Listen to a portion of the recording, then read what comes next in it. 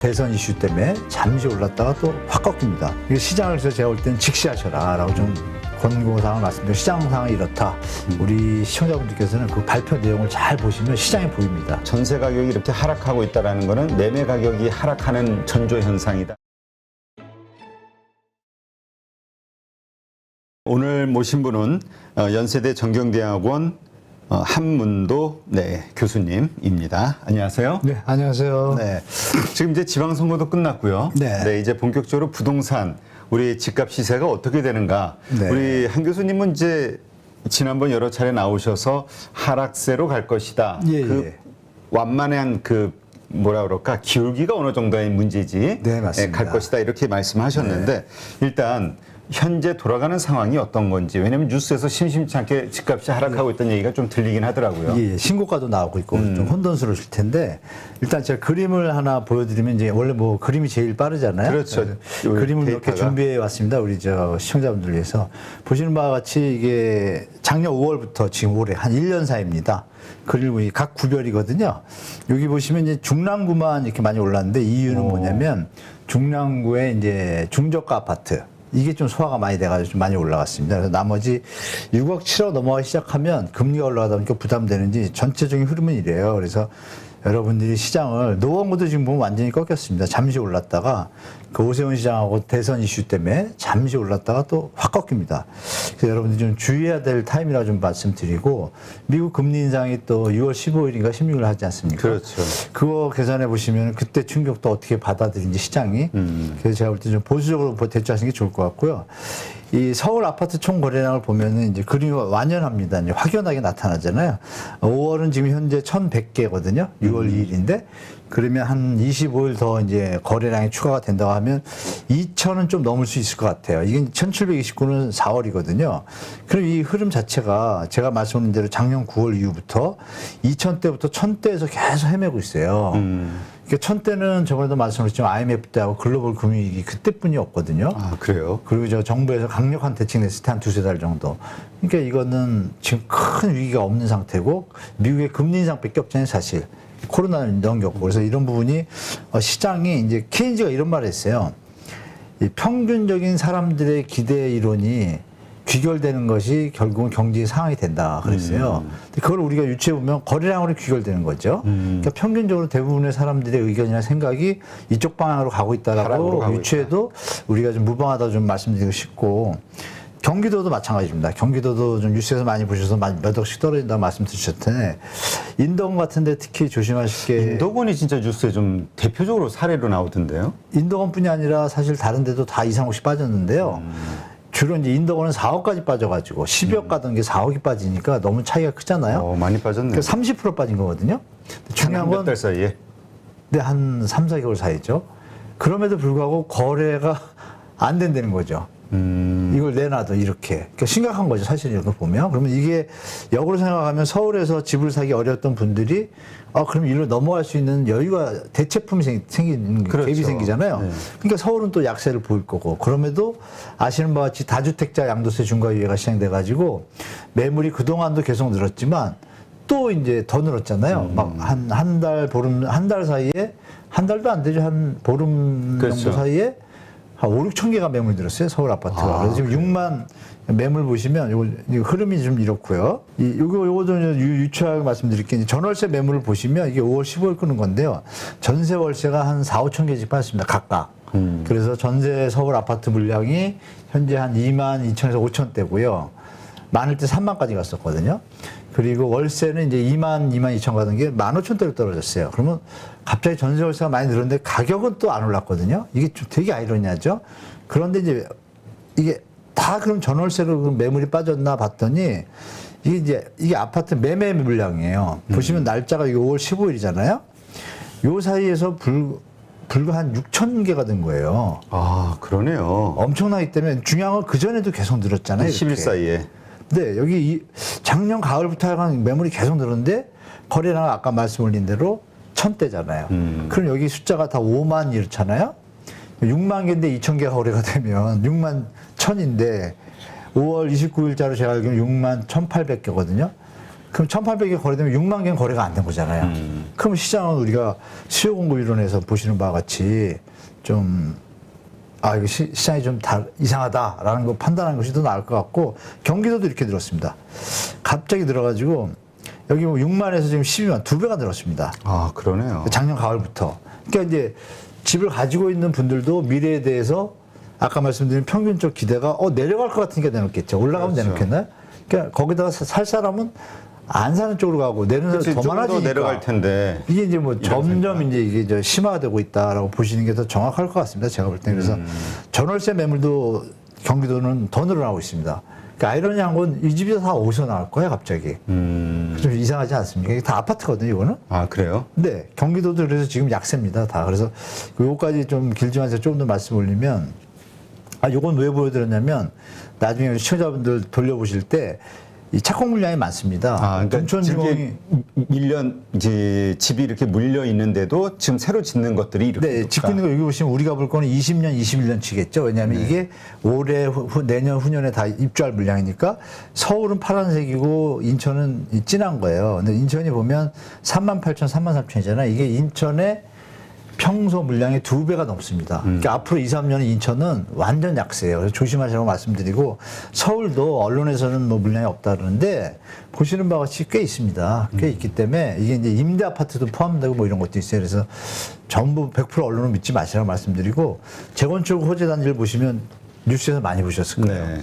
엄청나다 뭐 막 이랬었는데 지금 보십시오. 제가 5월 이게 31일 날까지 뽑은 거예요. 보시면 이 거래 보십시오, 이거.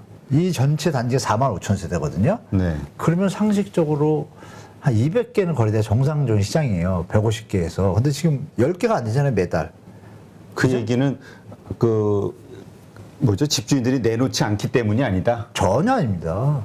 지금 물건이 2인 뉴스는 있었어요. 압구정 여기 보시면 압구정 같은 경우에요. 네. 압구정의 뉴스에서 기억나실 거예요. 저 재건축 윤석열 당선 현 대통령 되고 나서 재건축 매물 확 줄어 뭐 이렇게 재건축 이슈를 했잖아요. 그때 예를 들면 120개였는데 한 65개로 줄었어요. 근데 거래는 몇 개가 됐어요. 3개 그래도 안 빵이에요. 무슨 의미가 있어요? 60개와 120개 무슨 의미가 있죠? 그죠? 시청자들이 일부를 팩트를 좀 잘 보시면 다른 데도 마찬가지로 그리고 여기 목동신시가지가 여기 8개가 거래가 돼요. 갑자기 쭉 별 힘을 못 쓰다가 8개 중에 반이 하락 거래입니다. 아, 그래요? 이런 흐름을 보시면 이 잠실주공도 여기는 반이 하락거래였습니다. 하나는 상승이고. 그러니까 이게 지금 막 시장의 혼동에 빠졌다는 걸 알 수가 있고 재건축의 언론 기사는 믿으면 안 된다고 제가 말씀드리고. 그러니까 용산 이제 마지막으로 말씀드릴게요. 용산 보시면 여기가 작년 3, 4월이에요. 보시면 거래가 80개, 100개 막 이럴 때요. 이 전해 영끌 때는 더 많았습니다. 150, 200개 막. 지금 거래 보십시오. 31개, 30개. 지금 뭐 용산 난리 났다 그러잖아요. 시국가 아니잖아요. 그러니까 조심하셔야 됩니다, 시장. 근데 매물은 어때요? 계속 늘고 있네. 계속 늘잖아요. 1,000개에서 30개가 거래가 됐으면 이거 시장을 그래서 제가 볼 때는 직시하셔라라고 좀 권고사항을 말씀드려요. 시장 상황이 이렇다. 그리고 이거 조금 들면 요거까지 말씀드릴게요. 요 얘기인데요. 마이너스 그림이 많이 나옵니다. 1월부터 이렇게 아파트입니다. 이건 전국 수도권 그림이에요. 이렇게 보시면 나중에 뭐 다른 말씀 나눠야 되니까 돌려보시면 될 거예요. 여러 시청자분들이 계시는 지역을 보시면 데이터가 이렇게 있는데요. 여러분들 여기서 유추할 게 뭐냐면 기억나실 거예요. 한국 부동산에서 서울 아파트 부동산 가격이 2배가 올랐을 때 정부에서는 14% 올랐다 그랬잖아요. 그렇죠. 그러니까 내려가는 것도 똑같습니다. 더 내려가도 숫자가 적게 나오죠. 그럼 역으로 미로 생각하시면 많이 내려갔겠구나라고 판단하시면 됩니다. 네. 그러게 왜냐면 0. 몇 프로라면 별로 크게 안 보여가지고. 네, 그렇죠. 0.6이면 뭐 안 내려갔나 이렇게 생각할 수 있는데 그게 아닙니다. 많이 내려간 겁니다. 그 거래가 안 되고 있고 샘플이니까. 그럼 여기서 이제 이거 4월이거든요. 아까 3월에 이어서 4월까지 이제 마이너스나 보합 수준이에요. 그래서 여기서 0이라는 개념이 이렇게 있는데 기억나시겠지만 아파트 뭐 전국 상승 이런 거 있었잖아요. 기사. 얼마 전에 5월 중순에. 그 기사에서 보시면 전국 주택 가격은 상승했지만 아파트 가격은 다 하락한 거예요. 그러니까 기사를 앞에다는 그렇게 넣어가지고 아파트가 오른 것처럼 착각을 일으켰는데 뒤에 기사는 보니까 아파트는 그러나 하락. 잘 안 보이게. 이게 이제 우리 저 시청자나 일반인들을 약간 기만하는 기사죠. 왜 그렇게 하죠? 시장을 갖다 시장을 뭐라 할까요? 시장이 살아있다라는 걸 받치고 싶으니까. 주로 이제 그거는 레거시 미디어라고 그러죠. 조중동하고 경경경, 그러니까 서경, 매경, 한경이 좀 이제 부동산으로 많은 포션이 있다 보니까 좀 친화적으로 기사를 쓰다 보니까 좀 그렇게 나오는 경향이 조금 있습니다. 네. 뭐 송파 잠실인데요. 이게 5천 세대 리센치인데요. 지금 이게 다 4월 달입니다. 다 꺾였습니다. 보시는 바 지금 뭐 팩트는 속일 수가 없지 않습니까? 그래서 이런 흐름이다 지금 시장이. 그래서 너무 만만히 보시지 마시고 신고가가 많이 나오지 않습니까? 제가 말씀드린 아까 요 얘기고 이 주간 동향인데 흐름이 이 노란 게 이제 제가 왜 체크했냐면 이게 마이너스를 받겠다는 거예요. 점점 많아졌잖아요. 네. 그 흐름 보시고 여기서 이제 마지막으로 이걸 말씀드리면 전세 가격입니다. 전세가 그림 보시면 어떤가요? 마이너스로 쭉 옵니다. 전세 폭등이 없잖아요. 그리고 저번에 제가 나와서 말씀드린 것처럼 이번에 그렇게 뭐 전세 폭등 없을 것 같다. 일단 제 말대로 일단 흘러가고 있습니다. 근데 이 팩트에 대해서 디테일한 거는 이제 이따 또 시간 되면 말씀드릴 텐데 흐름이 이렇다는 것만 시청자분들이 체크하시면 되고. 근데 그 말씀대로 전세 가격이 이렇게 하락하고 있다라는 거는 매매 가격이 하락하는 전조 현상이다. 이렇게 이해를 하는 건가요? 완전 전조죠. 그 얘기는 이제 이 얘기를 사담을 드리면 대표님도 이해하실 텐데 그 대출하시는 분들 있잖아요. 네. 제가 아시는 이제 모모은행 두 군데의 대출 본부장님들. 그러면 뭐냐면 은행에서 위탁을 받아서 바깥에서 직원 한 20, 30명을 데리고 대출 행위를 하는데 그 은행하고 똑같이 하는 거예요. 대신 일을 하는데 그분들이 시장 돌아가는 걸 잘 압니다. 그래서 그분들도 갭투자 하시는 분들이 안에 계세요. 그럼 그분들의 논리가 뭐냐면 정부에서 전세 규제만 들어오면 바로 첫 회의 때 욕한답니다. 전세가 안 받쳐주면 안 되는데 이게 답입니다. 전세가가 안 받치면 매매가는 받칠 수가 없습니다. 이게 기본이니까 그분들은 몇십 년을 해보신 분들이잖아요. 시청자분들도 제가 드린 한마디의 말이지만 하여간 전세가 규제만 나오면 전세대출 규제 나오면 난리 난답니다. 그 대출팀에서. 매매주택담보대출도 줄는 거고 전세도 대출이 줄다는 걸 아니까 일이 줄잖아요. 그렇죠. 그러니까 바로 이제 육두 문자들이 나오시고 그런답니다. 회의 때. 그러니까 이 글이 제가 드린 말씀을 새겨 들으시면 시장이 현재는 하여간 흐름이 예전 같지는 않다. 이거는 좀 인정하시는 게 좋을 것 같습니다. 그런데 그 가끔 뭐 아까도 잠깐 말씀하셨지만 뭐 신고가 이야기도 나오곤 하잖아요. 네, 맞습니다. 그거는 어떤 현상인가요? 주로 신고가 나온 곳들을 보면 고가 아파트들입니다. 주로 강남에. 강남에. 근데 그것도 우리가 다 조사를 안 해봤지만 특히 2345의 어떤 신고가들을 보면은 이상한 거래들이 좀 많습니다. 가격이 갑자기 뭐 5% 10% 오른 것도 아니고 갑자기 64억짜리가 80억짜리 이거 좀 이상하잖아요. 뭐 그런 게 나오고 또 아이러니한 건 그런 건 또 바로 기사에 나와요. 그죠? 압구정 재건축 갑자기 8억 풍덩 올라. 아까 보여드렸잖아요. 딸랑 두세 개 빵.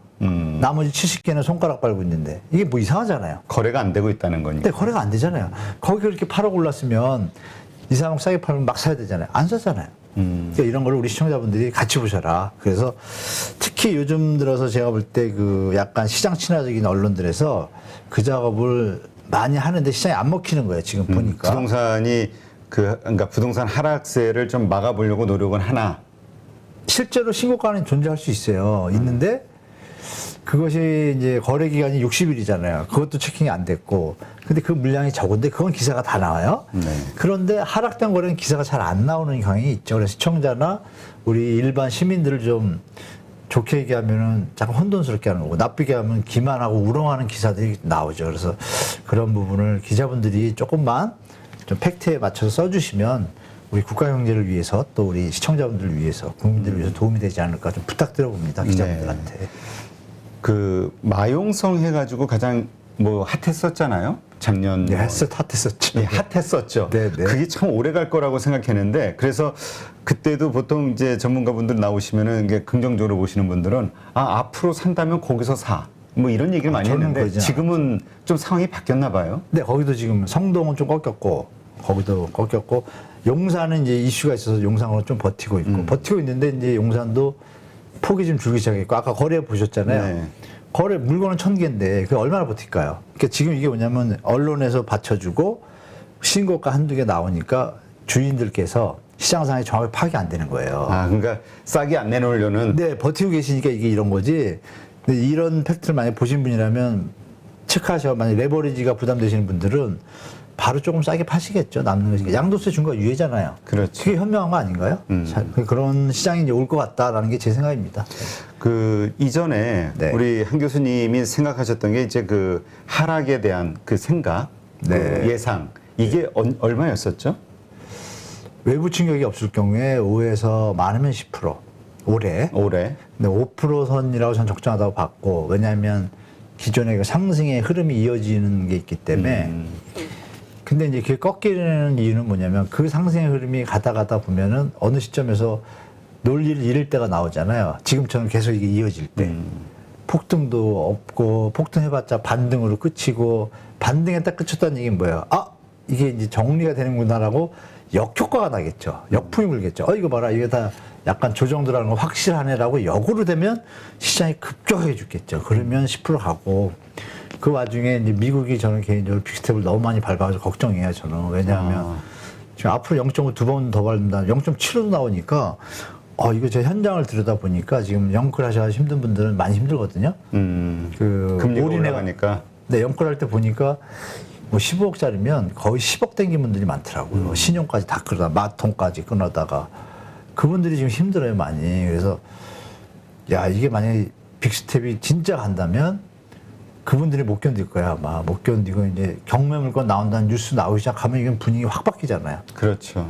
근데 그런 부분에서 좀 우려스럽습니다. 그래서 정부에서 좀 미리 지금도 뭐 대출도 푼다 그러는데 그런 것 좀 안 했으면 좋겠어요. 그거 잠시 쉬었다가도 되는데 대출 규제 이 비싼 집값을 왜 일반 국민이 받아줘야 돼요? 그렇지 않나요? 저는 뭐 그렇게 봅니다. 그렇다면 그 지금 그때 얘기하신 것처럼 그때 3년인가 5년 정도 계속 하락세로 네. 갈 것으로 생각하셨잖아요. 예, 예, 그때 예. 최대 폭이 얼마였었죠?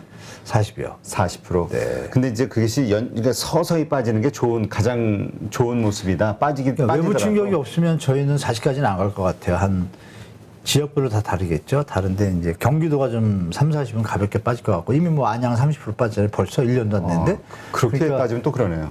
네, 10억에서 8억이니까 30% 빠졌잖아요.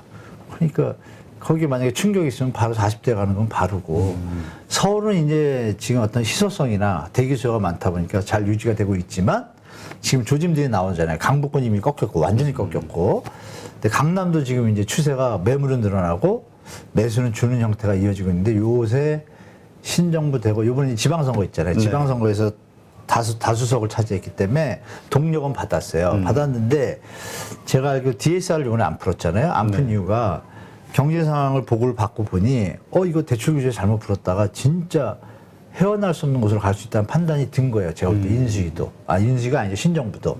그러니까 조절론으로 좀 바뀐 것 같다는 생각이 들고 푼다고 해도 이미 언론에 나왔지만 LTV 80%인데 지금 80% 계산하잖아요. 그래서 잔머리를 썼습니다. 정부에서. 뭘 썼냐면 총 기간을 50년짜리 40년짜리로 낮춘 거예요. 그럼 당연하잖아요. DSR이 낮아지잖아요. 갚아지는 속도, 분산이, 월부가 늘어나니까. 그거는 이제 거의 노예가 되는 거죠. LTV. 그러니까 죽을 때까지 집값 내다가 가라. 죽기 전에까지일 것 같은데, 죽고 나서도 낼 것 같은데, 자식들이. 제가 볼 때 50년이면. 그러니까 이거는 좀 정부에서 너무 볼모를 하는 거고, 그리고 주택금융공사나 이쪽, 그러니까 기득권을 위한 분들이 작업을 대출 완화나 이런 쪽으로 많이 신경을 쓰는데 애를 쓰는데도 불구하고 은행 자체에서 한계가 있는 것 같아요. 은행 자체에서 IFRS라고 그 국제회계 기준 유지하다 보니까 심사는 또 하는 거예요. 반은 옆에서.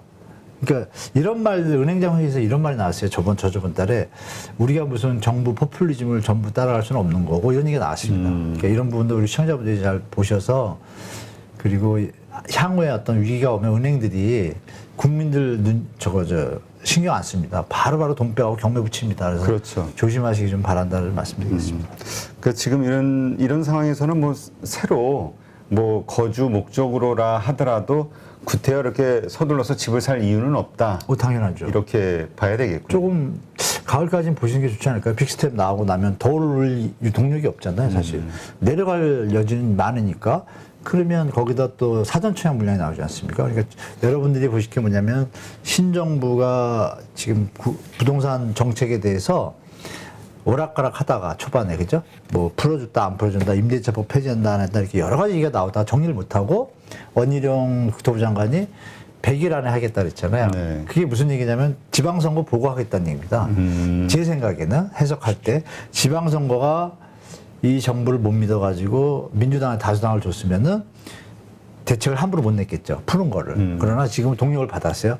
푸는데 여지가 많이 생긴 거예요. 생겼지만 그럼에도 불구하고 그럼 두 가지 시나리오가 됩니다. 한 번 펌핑을 해서 자기들 아군 기득권들이 빠져나갈 수 있는 기회를 주고 빨리 죽인 다음에 국회의원 선거 2년 뒤를 맞이해서 1년 동안 펌핑하고 1년 뒤부터 다시 내려가는 걸 만들 수가 있겠죠.